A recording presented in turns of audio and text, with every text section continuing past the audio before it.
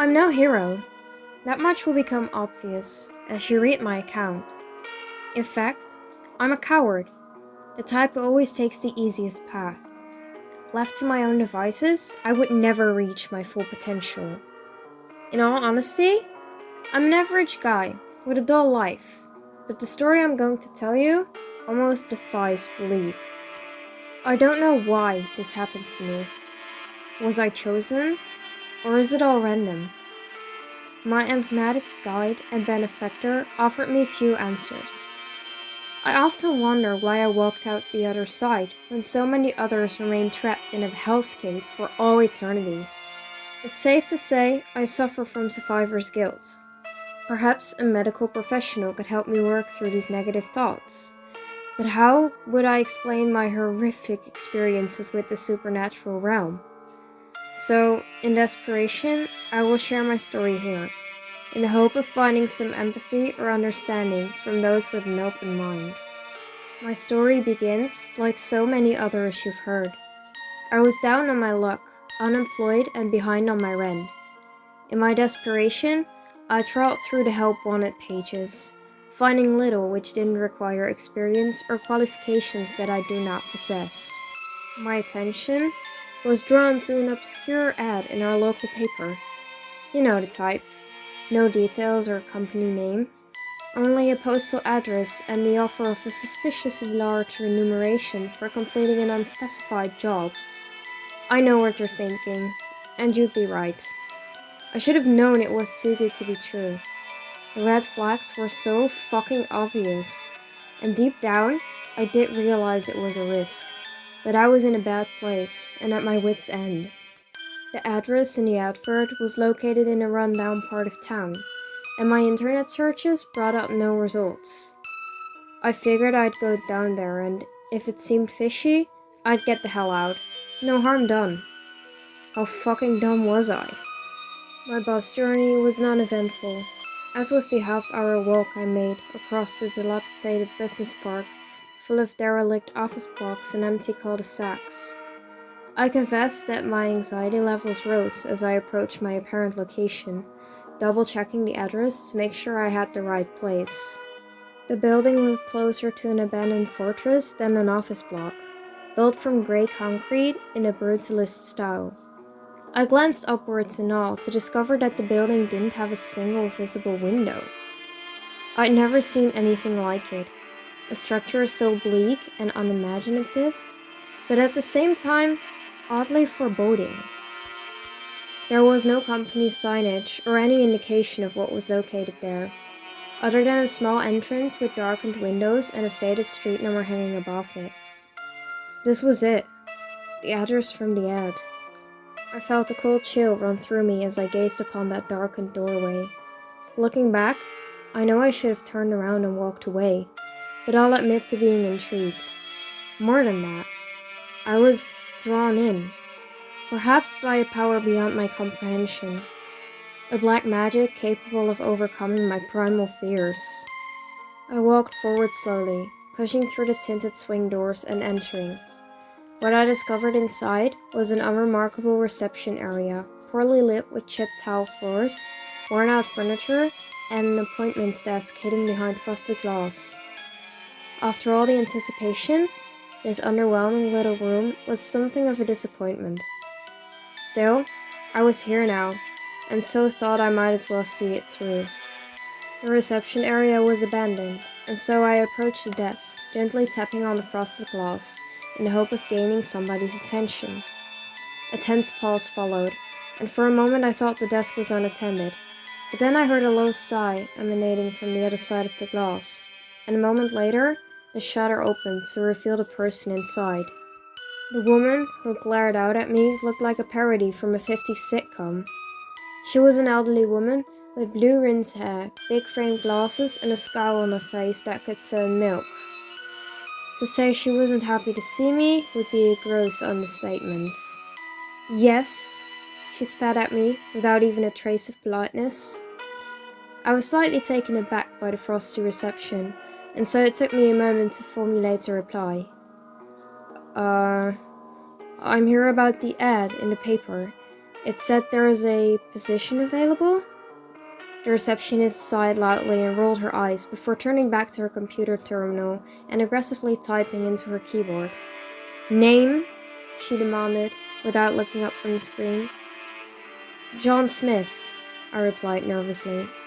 Now, just for clarity's sake, my name isn't really John Smith, but I don't wish to reveal my true identity on this forum, and so this rather unimaginative alias will have to do.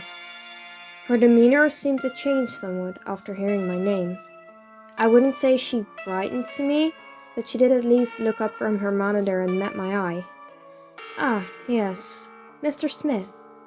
My manager is expecting you." Now I was really confused, and more than slightly concerned.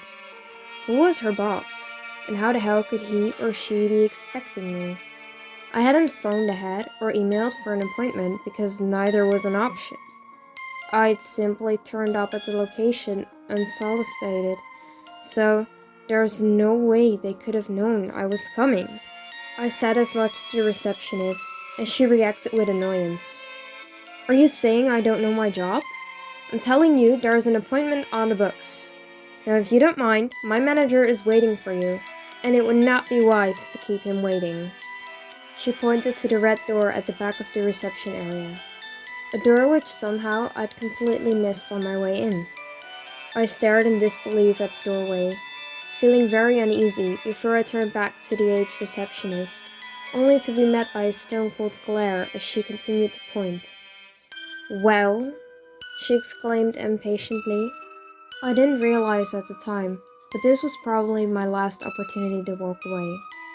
I suppose I rationalized it in my head at that moment. Sure, this was a weird and unsettling situation, but perhaps it was all just a misunderstanding. The receptionist was old and cranky, and probably she just made a mistake thinking there was an appointment when there wasn't one. And I must have missed the red door on the way in because I wasn't paying attention to my surroundings. Sure, I'd come this far, so why not pass through this mysterious red door and discover the truth? What harm could it do? As it turned out, I was entering a world of pain. The handle was ice cold when I reached out to turn it, slowly opening the heavy door. But when I walked inside, I was hit by a wave of intense heat. Still, the temperature was the least of my concerns as I surveyed the room, discovering a space very different to the run-down and sterile reception area. Instead of worn-out armchairs and scratched coffee tables, I found an extravagant study, which wouldn't have looked out of place in a 19th century country manor. A soft red carpet lay beneath my feet, while before me sat a huge solid oak desk, covered with these bizarre ornaments and oddities. Furthermore, the walls were adorned with shelves of leather-bound books, classical-style artwork, and what appeared to be hunting trophies, with the severed heads of various wild beasts mounted in a rather macabre display. I continued to explore the ample room, soon discovering the roaring open fire in the far corner, from which the intense heat was emanating. As spectacular and awe-inspiring as the room appeared, there was also something oddly unsettling about it. Within a few seconds, I began to feel paranoid, like I was being watched, and when I looked to the portraits and trophies on the walls, I could almost sense their dark eyes upon me, as if they were somehow alive and filled with a malicious intent. I realized then that this may not be a safe place, and so I reckoned I should probably leave. Slowly, I started to back out of the room, but then, suddenly, the door slammed shut behind me, making me jump. "Jesus!" I swore as I turned my head. "I'm sorry, Mr. Swift, but you will not find your savior here." I jumped once again, higher this time, while I simultaneously yelped aloud in shock, turning back towards the desk in time to see an enigmatic figure appear from the shadows. This turned out to be the man, if indeed he is a man, who would shape and control my terrifying experiences over the coming hours and days, changing my life forever. The boss, whose name I would never find out, is an unremarkable man to see at first glance. He appeared as a slight elderly man in his 70s or 80s, with thinning hair, wrinkled skin, and a striking but comical white goatee beard. He was well dressed in a finely tailored dress suit, complete with waistcoat and bow tie. When he spoke, his voice was soft, but his words carried a sinister undertone, especially given the bizarre circumstances. There was nothing overly threatening about his appearance, but nevertheless, I felt uneasy in his presence, as the hairs on the back of my neck stood on end. "Mr. Smith, I assume?" he asked. Yeah, that's right," I replied nervously, still wondering how he knew my name. "It's a pleasure to meet you. Please, take a seat." I glanced back at the shut door before reluctantly walking forward and taking a seat facing the solid oak desk.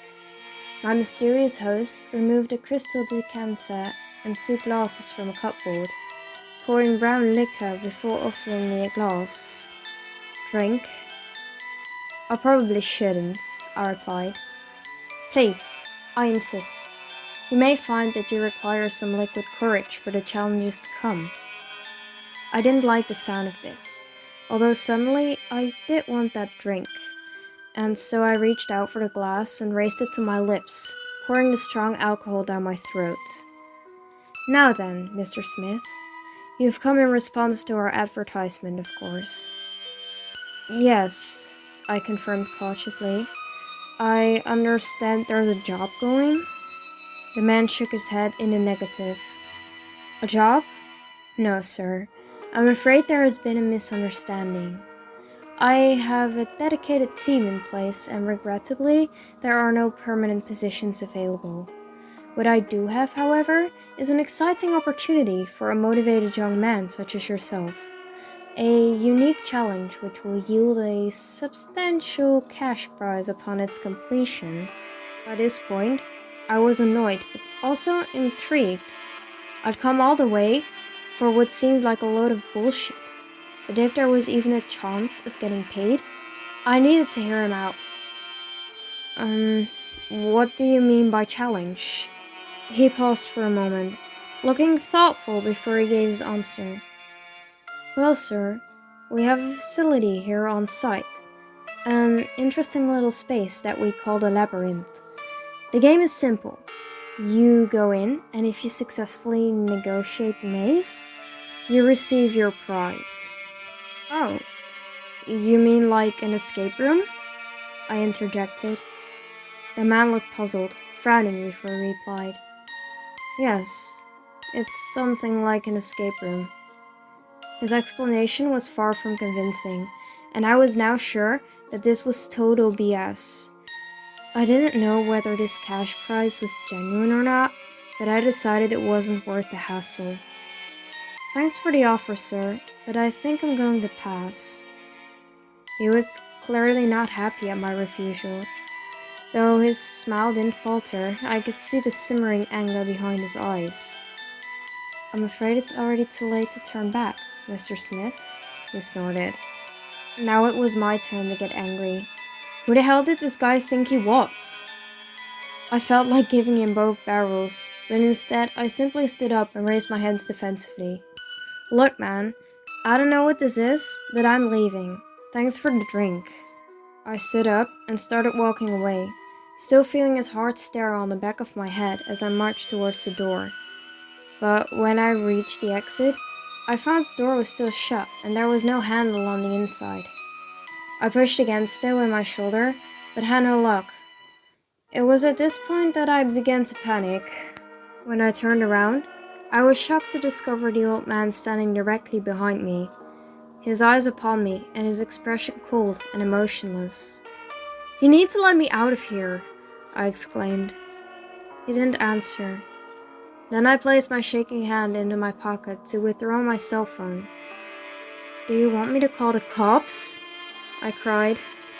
"Those things won't work in here," he answered coolly.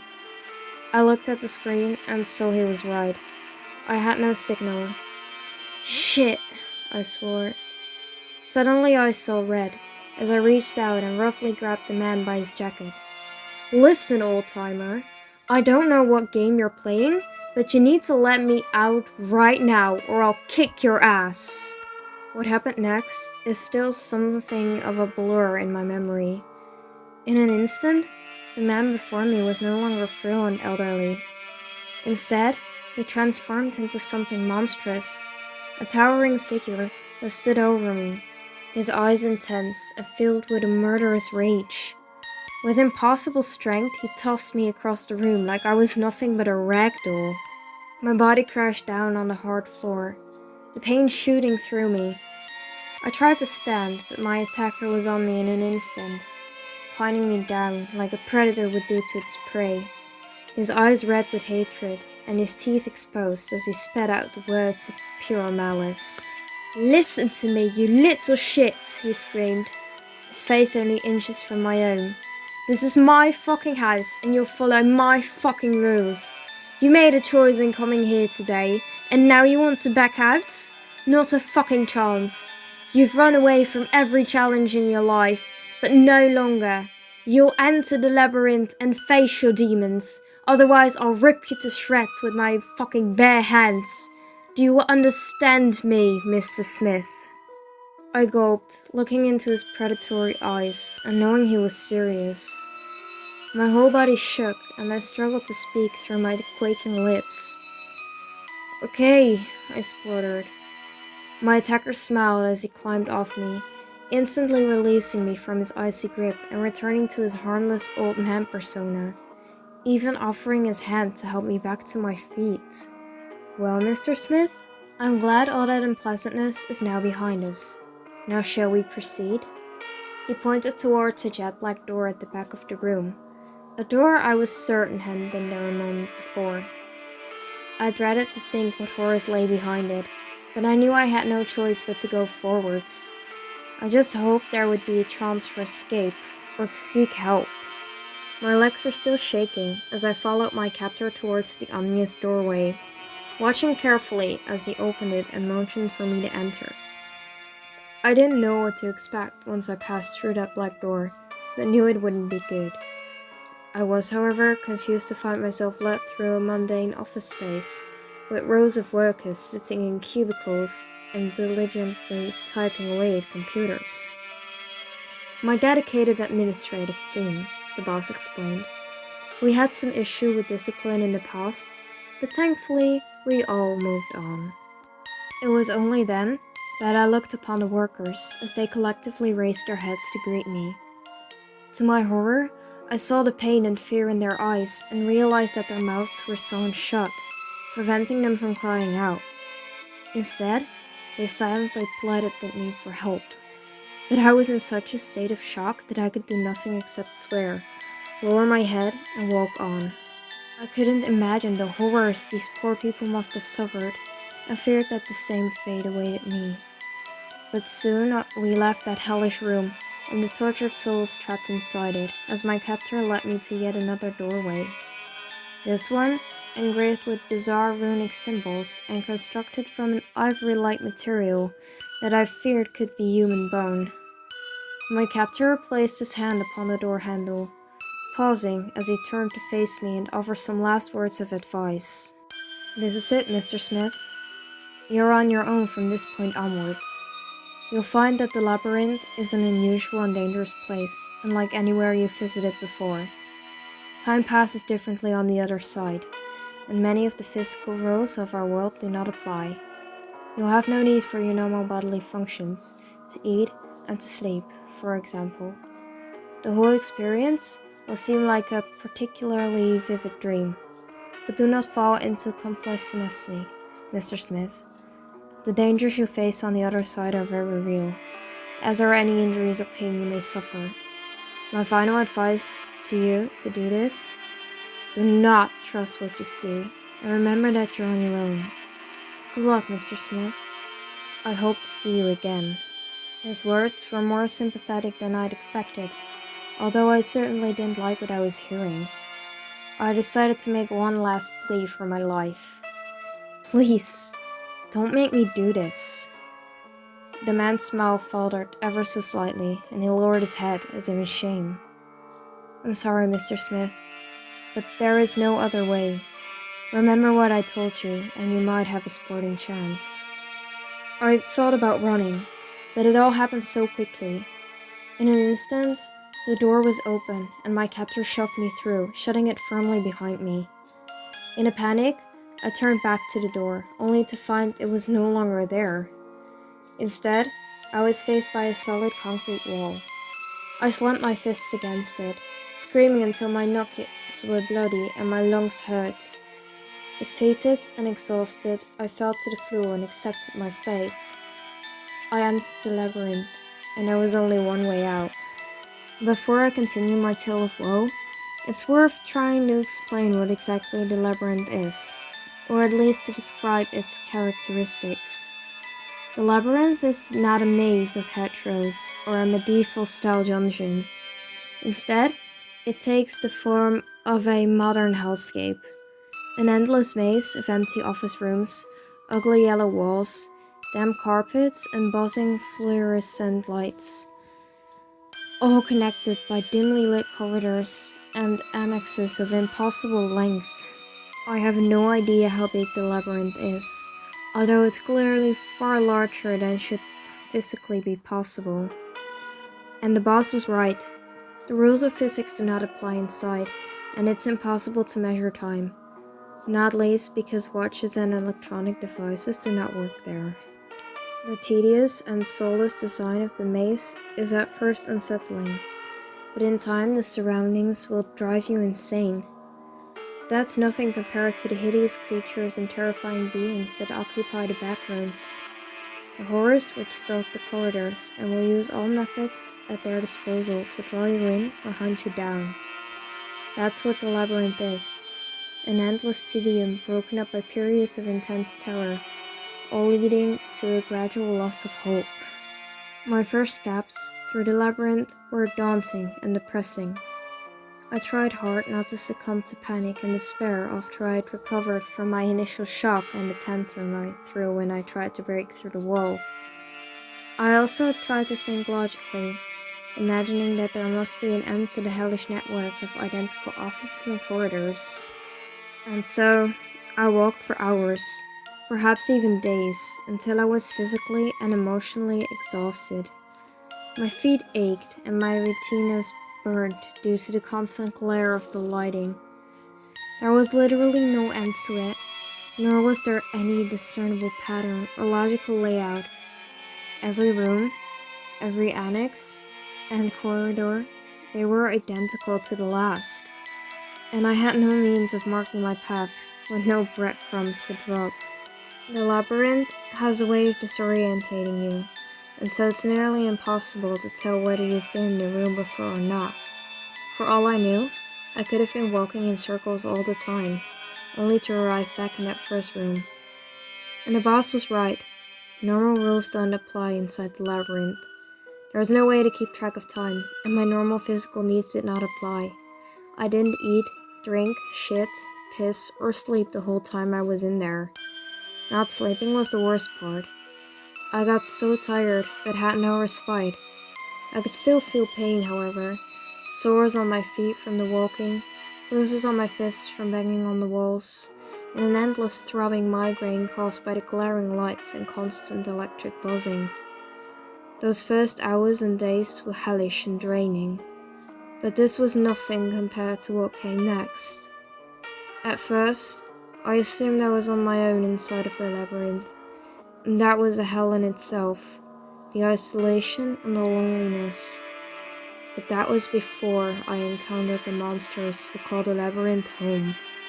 It would be some time before I saw anything or had any definitive proof of their existence. What I heard were disembodied voices from far distant rooms and unexplained scratching noises from behind the walls. These sounds were unsettling and often frightening, but I could never tell whether they were genuine or not. I began to think I was going insane, and these bizarre sounds were the product of my demented mind. But unfortunately, that turned out to be wishful thinking. I remember the incident where I first met her. I'd been walking aimlessly for what seemed like hours until I finally collapsed against the wall in exhaustion. I can't say whether it was morning or night, and frankly I didn't care. In that bleak moment, I seriously considered ending my life, but I couldn't think of any practical method of committing suicide, and doubted whether it would stick in this twisted realm. Even so, I'd reached rock bottom, and I didn't think I could go on. But the thing about the labyrinth is this: it would always find a new way of fucking with you. And right then, something happened which was completely unprecedented. I recall hearing a crackling sound from the ceiling above me, so I looked up in time to see the fluorescent strip lights flicker, and then go out completely, plunging the corridor into total darkness. What the fuck? I swore in frustration as the fear pulsated through me. Now this was darkness unlike anything I'd ever experienced before. So dark that I couldn't see my own hand when I waved it in front of my face. There was no light anywhere, and as far as I knew, the power was down throughout the entire labyrinth. I hoped the outage would be only temporarily, but after waiting for what seemed like an eternity, I realized the lights weren't coming back on. I was wondering what the hell I should do next when the situation escalated. Suddenly, the banging started. A constant drumming on the walls, louder than any of the phantom noises I previously heard. I jumped up, now in a state of complete panic. Without the benefits of sight, I tried to focus on the awful dim to determine where the noise was coming from, but the banging was all around, drowning me in a terrifying symphony of chaos. And then I heard the screaming, a banshee's wail that echoed through the corridors, soon filling the small darkened room where I was carried. I felt a cold chill and struggled to breathe, desperately feeling the wall as I tried to escape in the pitch black. But suddenly, it wasn't dark anymore. Not entirely, at least. I looked ahead and was horrified to see a pair of blood-red orbs emerging from the darkness. Demonic eyes staring right at me, and then another pair appeared, and another, until I found myself the target of 24 crimson eyes, all filled with malice and murderous intent. I could not see the creatures behind those eyes, but felt sure they were pure evil and meant to do harm. The screaming started over again, so loud and piercing that I needed to cover my ears in a vain attempt to drown it out. Those hellish eyes were focused upon me and coming closer. Realizing I was in mortal danger, I panicked and started to run, sprinting in the dark even though I had nowhere to go. The beast, or beasts, pursuing me cried in unison, tearing down the corridor. I could smell its foul stench and feel its breath on the back of my neck. And then, I hit a brick wall. Literally. The pain shot through my body as I fell heavily to the floor, losing my consciousness as the screaming continued to ring in my ears. Alright, I shouldn't have woken up, but I did do so some indeterminable time later. And once again, the labyrinth had a surprise in store for me. When I came to, my head was still throbbing, but I soon realized the screaming had stopped and the lights were back on. The unidentified monster was nowhere to be seen. But I wasn't alone. The girl looking down upon me had soft, compassionate eyes and a kind smile. Her hair was long and dark, her skin the color of milk, and she wore tight blue jeans and a stylish leather jacket. I think I was attracted to her immediately, although perhaps my feelings were due to the tense situation. It had been some time since I last saw another human being, and after all I'd been through, this young lady seemed like my guardian angel. "Hey there, how are you feeling?" she asked softly. Okay, I think," I replied groggily. "My head still hurts. How long was I out?" "Not long," she replied. "The labyrinth doesn't let you rest for any length of time. My name is Mary, by the way." "Hi, Mary." I'm John, I responded, still not really understanding what was going on. How did you get here? I inquired. Mary shrugged her shoulders. The same way you did, I guess. The fake job effort. The creepy guy in the suit offering a big cash prize if you find your way out. Sound familiar?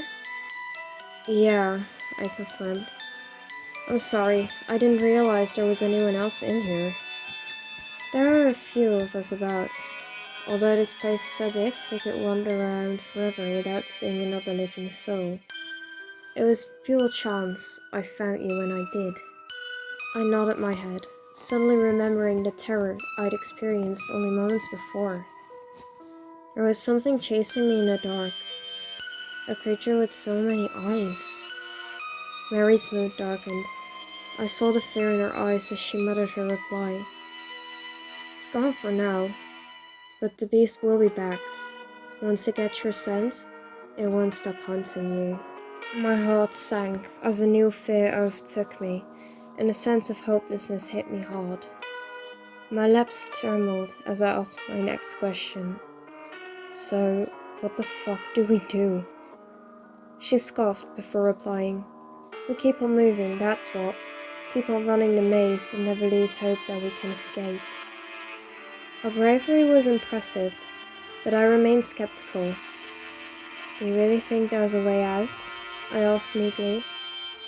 I saw the spark of defiance in Mary's eyes as she spoke. I know there is, and I'll do whatever it takes. I couldn't argue with this, and so I went with her. I don't know how long we walked together through those seemingly endless corridors and carpeted rooms, but it seemed like an eternity. We grew close during that time, or so I thought. I did feel a connection to Mary, and I trusted her, thinking of the young woman as my savior.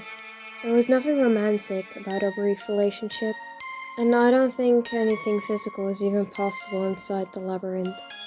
But our companionship gave me strength at a point when I was ready to give up. She didn't speak much during our time together. I pressed her, asking questions in hope of finding out more about her background, but Mary would always evade and deflect. In the end, though, the advice Mary gave me about the labyrinth would save my life. Never trust anything you see or hear, she explained. In here, nothing is as it seemed. A wall isn't a wall, and a door isn't a door. The labyrinth knows how to fuck with your head. It will give you hope, only to take it away again, keeping you in an endless cycle of suffering and despair. If you want to survive, you'll need to betray your most firmly held beliefs. You'll do things you never thought yourself capable of, and even if you do make it out, you'll likely carry the guilt with you for the rest of your life. I didn't get it at the time, but she was totally correct. I don't remember much about the moments before the attack. Perhaps I should have realized Mary was acting strangely, but I couldn't have predicted what she would do. We were walking down yet another endless corridor of strip lights and damp carpets when suddenly all hell broke loose. I froze to the spot when I heard banging, soft and distant at first, but soon growing louder and closer. And then came the flickering of lights, followed by the hellish banshee wail. Jesus! I swore. I turned back to Mary, who now stood some distance behind me. It's coming! What the fuck should we do? Mary didn't meet my gaze as she continued to back away, retreating from the coming threats. The lights won't go out this time, she whispered carefully. It likes to show its true form before consuming its prey. What? I exclaimed in a panic. What the fuck do you mean? We need to get the hell out of here. Mary shook her head, and I saw tears forming in her eyes. I'm sorry, John. I really am, but there is no other way. I told you, I'll do whatever it takes to survive. And with that, she turned and ran. I stood there, gobsmacked. It took my panicked brain a moment to comprehend what had just happened.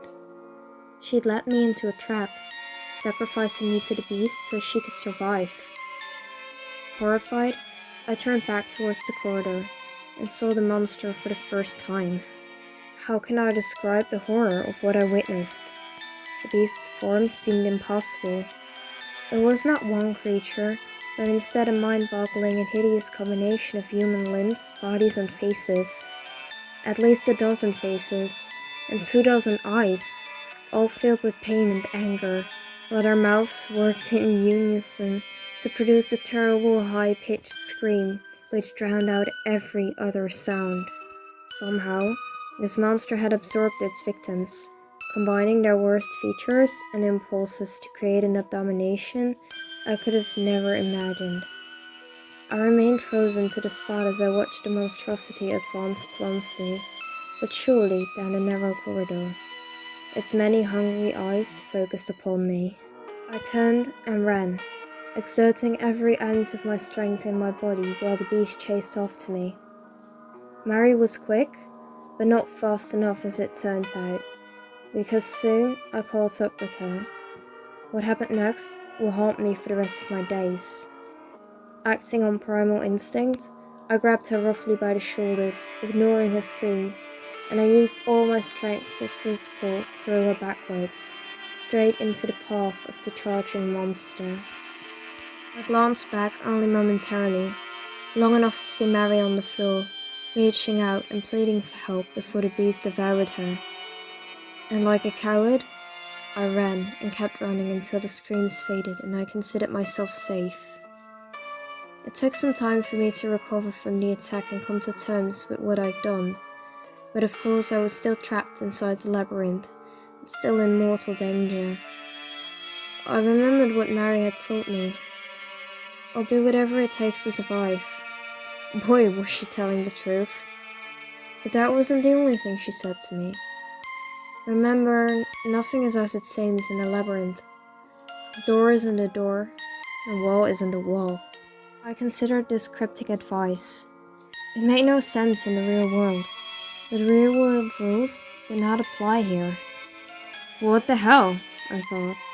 So I walked into the next identical office room, put my face against the wall, closed my eyes and let my body fall.